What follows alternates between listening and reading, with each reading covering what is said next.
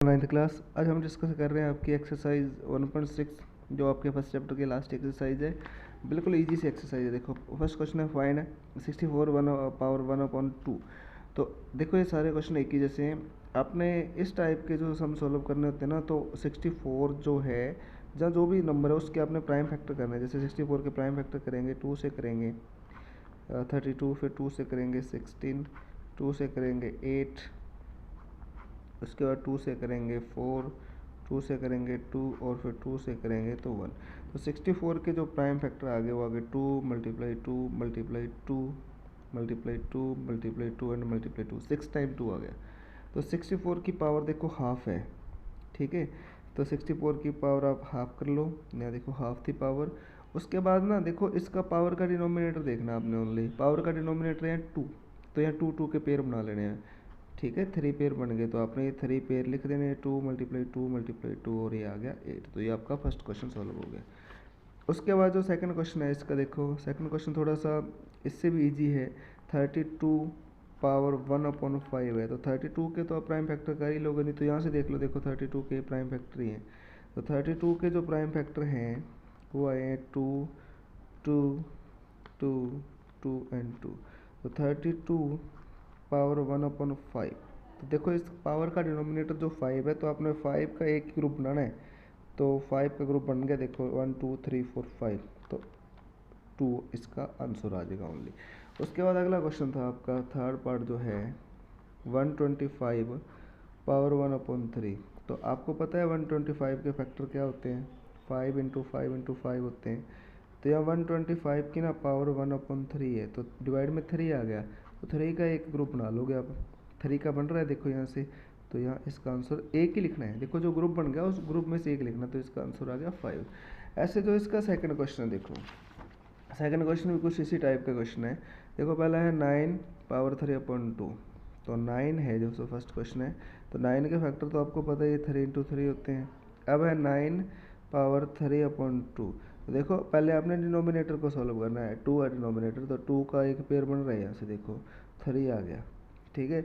अब जो आपका पहला क्वेश्चन था ना उसमें 1/2 था, 1/5 था, 1/3 था, लेकिन यहाँ ना इसका न्यूमिनेटर 3 है, तो उसमें तो 1 था, आपको आगे कुछ करने की ज़रूरत नहीं थी। इसमें जैसे 3 है ना, तो इसकी पावर आप 3 लगा दोगे, और 3 की पावर 3 आपको पता है कि 27 होता है। उसके बाद जैसे 32 आ गया, एक क्वेश्चन इसका और कर लेते हैं। 32 आ गया, 32 की पावर है 2/5। तो अभी जैसे आपने लास्ट पार्ट में 32 के फैक्टर देखे थे, तो 5 टाइम 2 आता है, तो वो इसके फैक्टर आने हैं। अब 32 की पावर कितनी है, देखो 2/5 है। तो पहले डिनोमिनेटर को सॉल्व करना है, तो 5 का एक ही पेयर ग्रुप बन रहा है, यहाँ 2 आ गया, इसमें से लिखना है। अब न्यूमिनेटर देखो कितना है, 2 है ना, तो इसकी पावर आपने 2 लगा देनी है, तो 2 की पावर 2 कितना होता है 4। ऐसे इसके आगे वाले दोनों पार्ट आपने करने हैं। उसके बाद इसका जो क्वेश्चन नंबर है आपका थर्ड जो क्वेश्चन है वो और भी ईजी है। देखो जब इस टाइप का क्वेश्चन आता है कि पावर के ऊपर पावर लगी होती है, जैसे 1/3, इसकी पावर 3 है और इसकी पावर 7 है, तो पावर के ऊपर पावर लगी होती है ना, तो दोनों पावर्स की मल्टीप्लाई आपने कर देनी है। जैसे इसका 21 आ गया, ये 1 है, 1 की तो जितनी पावर मर्जी कर दो 1 ही आता है, ठीक है। तो यहाँ आप लिख सकते हो 21, 3 और 7 की मल्टीप्लाई कर देनी है, 21 आ गया। फर्स्ट पार्ट था आपका। सेकंड पार्ट आपका है देखो 2 पावर 2/3 मल्टीप्लाई 2 पावर 1/5। अब देखो ये रूल आपने 8th क्लास में देखा था कि जब बेस सेम है और मल्टीप्लाई कर रहे हैं तो पावरों का ऐड होता है।